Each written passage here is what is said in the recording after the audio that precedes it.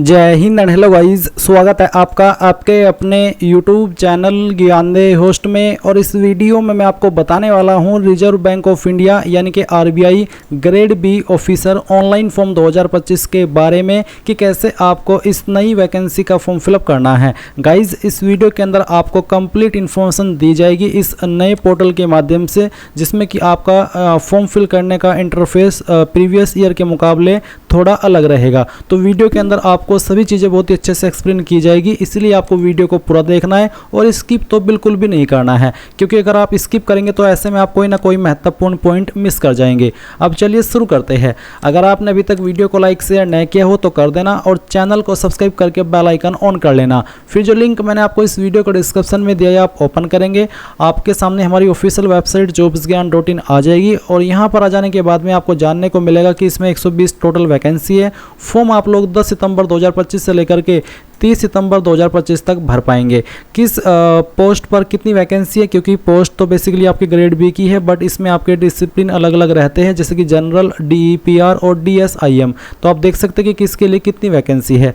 Apply करने के लिए किस डिसिप्लिन पर कितनी वैकेंसी क्या क्वालिफिकेशन चाहिए वो आप यहाँ पर चेक कर सकते हैं। एज लिमिट आप देख सकते हैं। फीस इसमें जनरल, OBC, EWS के लिए 850, SC ST विकलांग के लिए 100 है और स्टाफ कैंडिडेट यानी कि जो डिपार्टमेंटल कैंडिडेट है RBI के, उनके लिए कोई फीस नहीं है। सैलरी की इन्फॉर्मेशन यहाँ पर दी गई है। आपका एग्जाम पैटर्न क्या रहेगा वो आप देख सकते हैं। ये सब इन्फॉर्मेशन चेक करने के बाद में सिलेबस सहित आप यहाँ पर नीचे की तरफ आएंगे।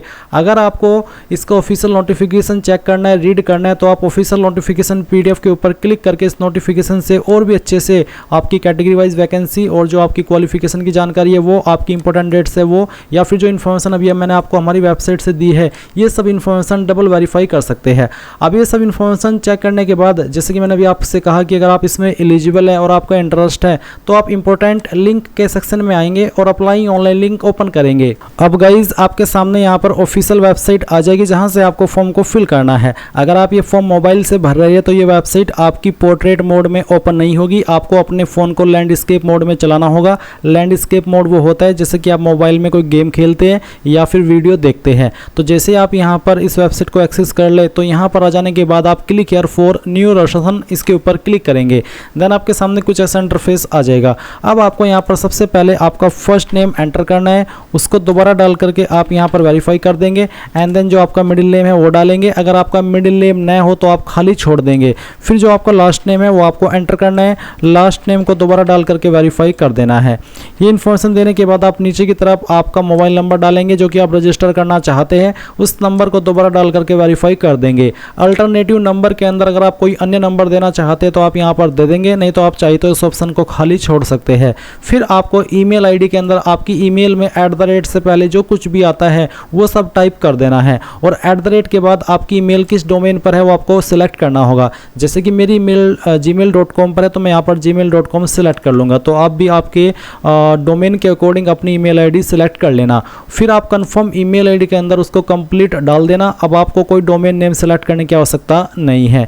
इसके बाद आप ये सिक्योरिटी कोड डालेंगे, इन सभी जानकारी को चेक करेंगे और फिर सेव और नेक्स्ट के ऊपर क्लिक करेंगे। अब गाइज, आप यहाँ पर देखेंगे कि जो आपका रजिस्ट्रेशन है वो कंप्लीट हो चुका है और आपको लॉगिन इन्फॉर्मेशन आपकी डिस्प्ले के ऊपर भी दिखाई देगी। आप यहाँ से भी स्क्रीनशॉट ले सकते हैं और सेम लॉगिन इन्फॉर्मेशन आपको आपकी ईमेल और मैसेज पर सेंड कर दी गई है। इस सेक्शन के अंदर आप आपका फोटो सिग्नेचर भी अपलोड करेंगे। उसकी जो कंडीशन है वो आप देख लीजिए। जो आपका फोटोग्राफ है उसका जो डायमेंशन है वो कितना होना चाहिए वो आप यहाँ पर देख सकते हैं। साइज 20 से 50 KB के बीच में रहना चाहिए। मैं आपको बता दूं कि अगर आपका फोटो का जो पिक्सल है वो कम ज़्यादा भी होगा तो भी चल जाएगा, बट अगर आपका फोटो का साइज 20 KB से कम रहा या 50 KB से ज़्यादा हुआ तो वो अपलोड नहीं हो पाएगा। इसी के साथ में क्या क्या चीज़ें आपको फोटो कैप्चर करते समय नहीं करनी है वो भी आप यहाँ पर देख सकते हैं। तो एक बार नोटिफिकेशन भी आप चेक कर लेना, जो कि आप यहाँ पर guidelines for the scanning the photograph and signature इसके ऊपर क्लिक करके खुद से भी व्यू कर सकते हैं। अब आप पहले तो अपना फोटो अपलोड करेंगे तो ब्राउज के ऊपर क्लिक करना और जहाँ पर भी आपकी फ़ोटो फाइल है वो सिलेक्ट करना, ओपन करना, फिर आपका फ़ोटो यहाँ पर आ जाएगा। जैसे ही आपका फ़ोटो यहाँ पर आपका अपलोड हो जाए तो आप कैप्चर फ़ोटो के ऊपर क्लिक करके आपका लाइव फ़ोटो कैप्चर करेंगे। तो आपको दिए गए इंस्ट्रक्शंस के अकॉर्डिंग अपना फ़ोटो कैप्चर कर लेना है और फिर उसको सेव कर देना है। सेव करने के बाद आपका फ़ोटो आ जाएगा। अगर आप मोबाइल से कर रहे हैं तो आप क्लिक है टू स्कैन के ऊपर क्लिक करके इस QR कोड को स्कैन करके अपना फ़ोटो मोबाइल से कैप्चर कर सकते हैं। अब आप यहाँ पर टिक कीजिए, उसके बाद में आपको आपका सिग्नेचर अपलोड करना है। तो जहाँ पर भी आपके सिग्नेचर की फाइल है वो सिलेक्ट कीजिएगा। सिग्नेचर का साइज़ 10 से 20 KB के बीच में रहना चाहिए और फिर आपको यहाँ पर I confirm that this is my valid signature, इसके ऊपर क्लिक करके नेक्स्ट पर क्लिक कर देना है। अब आती है आपके सामने फॉर्म की बेसिक डिटेल। तो पहले तो आप यहाँ पर सेलेक्ट करेंगे कि आप कौन से डिसिप्लिन पर अप्लाई करना चाहते हैं, ये आपको बताना होगा। तो जिस पर भी अप्लाई करना है वही आप सिलेक्ट कर लीजिएगा। उसके आप यहाँ पर बोला है कि combinations allowed to apply for grade B DR, तो आपको उसके लिए बेसिकली इंस्ट्रक्शंस दिए गए हैं। अब आप अपनी कैटेगरी सेलेक्ट करेंगे, जैसे कि SC ST OBC WS general यानी कि UR। तो जो भी है आपकी कास्ट कैटेगरी वो आप सिलेक्ट कर लेना। और आपका सर्टिफिकेट कब का बना होना चाहिए उसके संबंध में आपको यहाँ पर ये नोटिस देखने को मिल रहा है, तो उसी के अकॉर्डिंग आपको उसकी इन्फॉर्मेशन देनी होगी।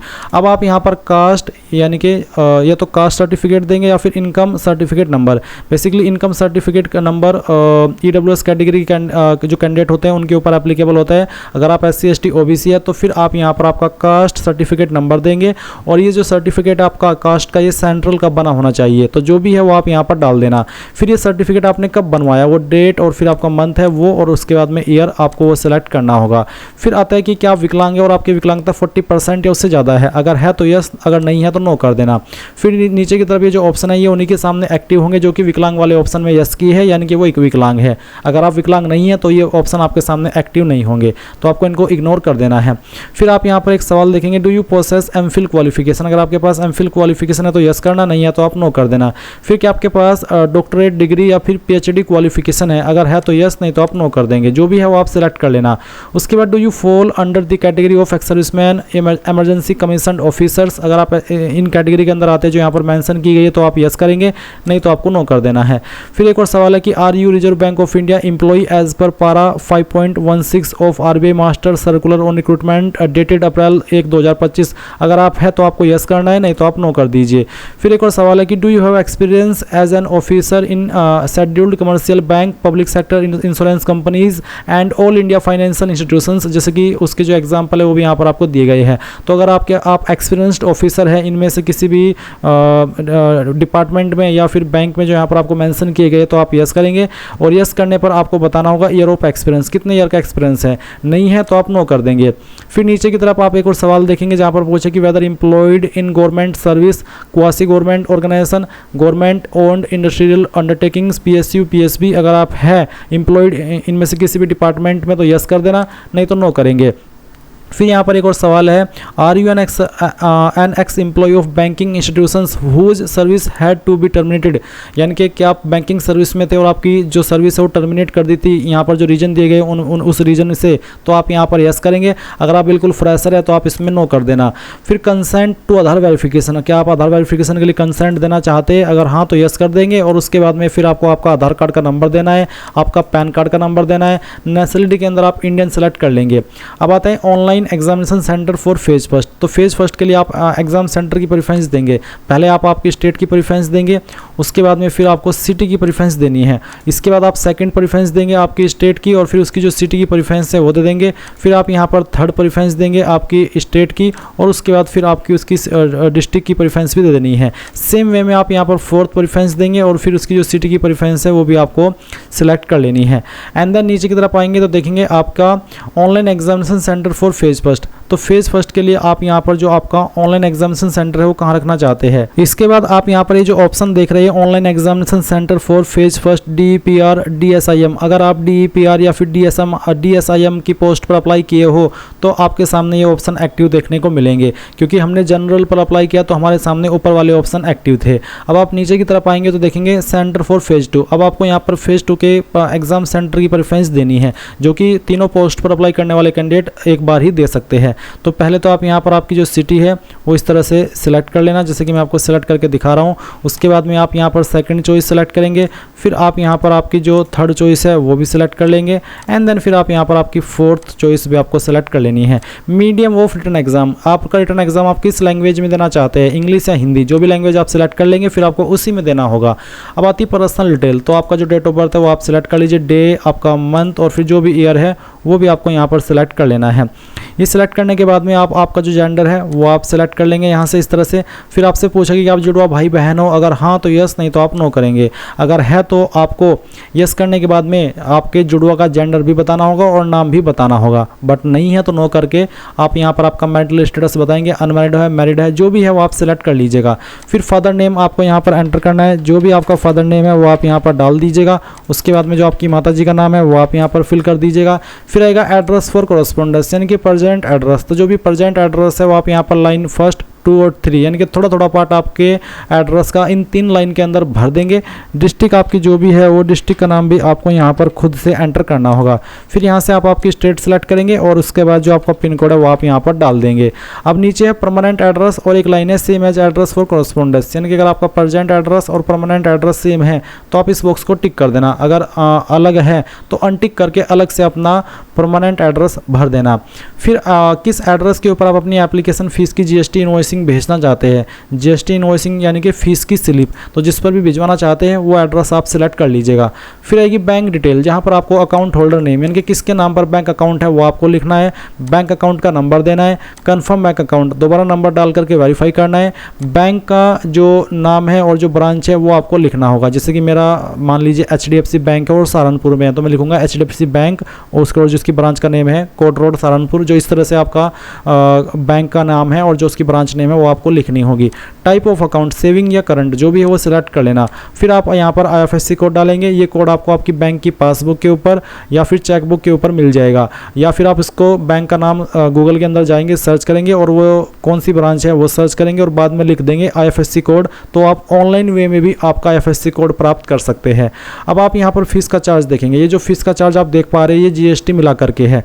अब आप जैसे ये सभी इन्फॉर्मेशन यहाँ पर फिल कर दे तो आप यहाँ पर नीचे आएंगे और सेव एंड नेक्स्ट के ऊपर क्लिक करेंगे। अब आपके सामने यहाँ पर क्वालिफिकेशन, एक्सपीरियंस और लैंग्वेजेस का सेक्शन आ चुका है, तो आप यहाँ पर एक बार फिर से नोटिफिकेशन पर आकर के देख सकते हैं कि क्या क्वालिफिकेशन मांगी गई है। तो आप मिनिमम क्वालिफिकेशन में देख सकते हैं यहाँ पर आपसे किस डिसिप्लिन पर क्या क्वालिफिकेशन मांगी है। क्वालिफिकेशन आपके 1 सितंबर 2025 तक कंप्लीट हो जानी चाहिए। यहाँ पर आप देख सकते हैं ग्रेजुएशन की और फिर आपको यहाँ पर पोस्ट ग्रेजुएशन लेवल की दी गई है, तो तीनों पोस्ट की क्वालिफिकेशन एक बार फिर से यहाँ पर डबल चेक कर लेना। अब आप यहाँ पर आएंगे और सबसे पहले 10वीं की इन्फॉर्मेशन भरेंगे। उसके पहले आपसे यहाँ पर एक सवाल पूछा कि do you have an integrated double degree, अगर आपके पास डबल डिग्री है तो यस कर देना, नहीं है तो आप नो कर देना। ये आपकी क्वालिफिकेशन के अकॉर्डिंग ही आप आंसर करेंगे। इसके बाद आप यहाँ पर देखेंगे 10th स्टैंडर्ड, तो आपको सब्जेक्ट स्ट्रीम बताना है, तो आप इसमें गाइज ऑल जनरल सब्जेक्ट भी लिख सकते हैं और चाहे तो आप यहाँ पर एक एक करके जो भी आपके पास 10वीं के अंदर सब्जेक्ट थे उन सभी सब्जेक्ट के नाम लिख देना, चाहे वो 5 सब्जेक्ट थे चाहे 6, तो सभी के नाम आपको यहाँ पर लिखने होंगे। मैं डेमो के लिए यहाँ पर आपको 3 सब्जेक्ट लिख करके दिखा दिया हूँ। अब आएगा name of board university institute, तो आपको बताना कि आपने किस बोर्ड से किया, बेसिकली आप यहाँ पर आपके बोर्ड का नाम डाल देना। फिर बताना डेट ऑफ पासिंग, कब आपने आपकी जो 10वीं है वो पास कर ली थी वो आप यहाँ पर सिलेक्ट कर लेंगे इस तरह से, जैसे कि मैं आपको यहाँ पर सिलेक्ट करके दिखा रहा हूँ। फिर परसेंटेज आपकी कितनी थी वो आप यहाँ पर डाल देंगे। अगर आपके नंबर CGPA के अंदर थे तो आप उनको CGPA से परसेंटेज में कन्वर्ट करेंगे यानी कि नंबर में कन्वर्ट करेंगे और यहाँ पर फिल करेंगे। उसके बाद आपकी क्लास ग्रेड क्या थी वो सिलेक्ट कर लेंगे। जिनके 60+ परसेंटेज रहते हैं वो फर्स्ट क्लास कैटेगरी के अंदर आते हैं और जिनके 45 से लेकर के 59 के बीच में रहते हैं वो सेकंड क्लास में आते हैं और जिनके 33 से लेकर के 45 के बीच में होते हैं वो पास क्लास में आते हैं। तो जैसे कि मैंने आपको यहाँ पर ये क्लास का एक एक्सप्लेनेशन दिया है तो उसके अकॉर्डिंग आपको आपकी क्लास सेलेक्ट कर लेनी है। अब आप सेम वे में आपकी 12वीं की इन्फॉर्मेशन भरेंगे, तो सेम वे में आप बताएंगे कि आपने 12वीं किन सब्जेक्ट के साथ में पास किए, उन सब्जेक्ट के नाम आप यहाँ पर एंटर कर देंगे, जैसे कि मैं आपको यहाँ पर एंटर करके दिखा रहा हूँ। चाहे आपको यहाँ पर जो भी 12वीं के अंदर सब्जेक्ट थे 5 सब्जेक्ट वो आप लिख देना। फिर आपको यहाँ पर आपके बोर्ड का नाम बताना है, जिस भी बोर्ड से आपने आपकी क्वालिफिकेशन की है। फिर आपको बताना कि कब आपने इसको पास कर लिया था, वो आप यहाँ पर इस तरह से सिलेक्ट कर लेंगे। फिर आप यहाँ पर बताएंगे कितने नंबर आपके थे परसेंटेज में, पॉइंट के साथ में आपकी जो पॉइंट में परसेंटेज निकल के आती है वो भी आप यहाँ पर लिखिएगा और फिर आपकी क्लास आपको सेलेक्ट कर लेनी है। अब आती है ग्रेजुएशन, बैचलर डिग्री, तो आपको बताना है कि आपकी इनमें से कौन सी क्वालिफिकेशन है। अगर इनमें है तो आप अदर्स के ऊपर क्लिक करके खुद से अपनी क्वालिफिकेशन का नाम दे सकते हैं। फिर आपको यहाँ पर बताना कि इनमें में से कौन सा स्ट्रीम है। अगर इनमें है तो अच्छी बात है, इनमें न है तो अदर्स के ऊपर क्लिक करके खुद से आपका सब्जेक्ट स्ट्रीम आप यहाँ पर भर सकते हैं। उसके बाद में आपको यहाँ पर बताना कि कहाँ से आपने आपकी क्वालिफिकेशन की है, आपके इंस्टीट्यूट का नाम या फिर आपकी यूनिवर्सिटी का नाम आप दे सकते हैं, पूरा नाम आप दे दीजिएगा। उसके बाद किस साल के अंदर आपने पास कर ली थी वो साल आप यहाँ पर इस तरह से सिलेक्ट करिएगा।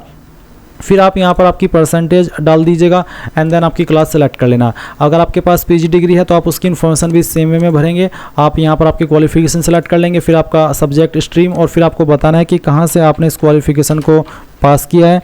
और ये करने के बाद में आप बताएंगे कब आपने इसको पास कर लिया था, वो आप यहाँ पर इस तरह से सिलेक्ट कर लेना। इसके बाद आप यहाँ पर देखेंगे आपकी क्लास और आपकी जो परसेंटेज है वो भी आपको यहाँ पर एंटर कर देनी है। अगर आपके पास पोस्ट ग्रेजुएट डिप्लोमा है तो आप उसकी जानकारी भर देंगे। अगर आपने एमफिल वाले ऑप्शन में यस किया था तो आपको यहाँ पर एमफिल की जानकारी देनी है। अगर आपने पीएचडी वाले ऑप्शन में यस किया था या डॉक्टरेट डिग्री वाले में यस किया था तो आप उसकी इन्फॉर्मेशन भरेंगे। अब यहाँ पर नीचे एक सवाल है कि क्या आपको कंप्यूटर की ऑपरेटिंग नॉलेज है, बेसिक नॉलेज, अगर है तो यस कर देना। और यस करने के बाद में डिटेल्स ऑफ कंप्यूटर नॉलेज, किस तरह की नॉलेज आपको है वो आप यहाँ पर लिख देंगे। जैसे कि मैं आपको लिख करके दिखा रहा हूँ, जैसे कि मैंने यहाँ पर MS वर्ड लिखा, फिर यहाँ पर मैं MS एक्सेल, उसके बाद में इंटरनेट ब्राउजिंग, सर्च ब्राउजिंग, इस तरह से आप लिख सकते हैं जो चीज़ें आपको कंप्यूटर में आती है। तो ये सब यहाँ पर मेंशन कर देना। और उसके बाद में एक्सपीरियंस की इन्फॉर्मेशन है, तो अगर आपके पास कोई एक्सपीरियंस है और आप देना चाहे तो आपको यहाँ पर प्रेजेंटली वर्किंग में बताना होगा कि अभी आप काम कर रहे हैं या फिर आपने पहले किया था। अगर अभी कर रहे हैं तो यस कर देना, अगर आप पहले किए थे तो आप नो करेंगे। उसके बाद नेम ऑफ द एम्प्लॉयर के अंदर आप उस कंपनी या उस बैंक का नाम देंगे जहाँ पर भी आपने काम किया है। डेजिग्नेशन के अंदर उस पोस्ट का नाम जिस पोस्ट पर रह करके काम किया है। टोटल पीरियड ऑफ सर्विस में फ्रॉम में तो आप वो डेट भरेंगे जब आपने जॉब ज्वाइन की थी, और टू में वो डेट भरेंगे जब तक आपने जॉब की थी। नेचर ऑफ ड्यूटीज़ और रीजन आप यहाँ पर दे देंगे, कोई भी छोटा मोटा। इसके बाद आप नीचे आएंगे और देखेंगे लैंग्वेज नॉन, तो मुझे लैंग्वेज आती है, मैं यहाँ पर हिंदी लिख देता हूँ। हिंदी मुझे पढ़नी आती है, लिखनी आती है और बोलनी आती है, तो मैंने तीनों के ऊपर टिक कर दिया। फिर यहाँ पर जो आपको सेकंड लैंग्वेज आती है वो आप लिखेंगे और उसका स्टेटस बताएंगे कि मुझे पढ़नी आती है, लिखनी आती है। और अगर आपको बोलनी आती हो तो तभी आप इसको टिक करना, अगर बोलने नहीं आती तो आप इसको ऐसे अनटिक कर सकते हैं। फिर अगर आपको कोई रीजनल लैंग्वेज आती है जैसे कि पंजाबी, उर्दू, तमिल, तेलुगु, कन्नड़, गुजराती, तो आप वहाँ पर वो लैंग्वेज लिख करके उसका स्टेटस भी सेम वे में बता सकते हैं। इसके बाद आप सेव एंड नेक्स्ट के ऊपर क्लिक करेंगे। अब आपके सामने आपके फॉर्म का प्रीव्यू आ चुका है। जो भी जानकारी शुरू से लेकर अभी तक भरी है वो सभी आपके सामने है। जब आपको लगे कि सभी जानकारी सही है तो आप यहाँ पर नीचे की तरफ आकर के डिक्लेरेशन में आई एग्री करेंगे। कंप्लीट रसन के ऊपर क्लिक करके यहाँ से ओके करेंगे और एक बार फिर से ओके कर देंगे। अब आप यहाँ पर आपका लेफ्ट थंब इंप्रेशन अपलोड करेंगे और इसकी जो गाइडलाइंस है वो भी आप देख सकते हैं। आप एक बार ये PDF ओपन कर लेना और इसमें आपको गाइडलाइंस क्या दी गई है वो आपको ध्यान में रखनी है। तो यहाँ पर आप चूज फाइल के ऊपर क्लिक करना और जहाँ पर भी आपका थंब इंप्रेशन है वो आपको सेलेक्ट करना है। तो चलिए मैं यहाँ पर एक फाइल आपको सेलेक्ट करके दिखाता हूँ।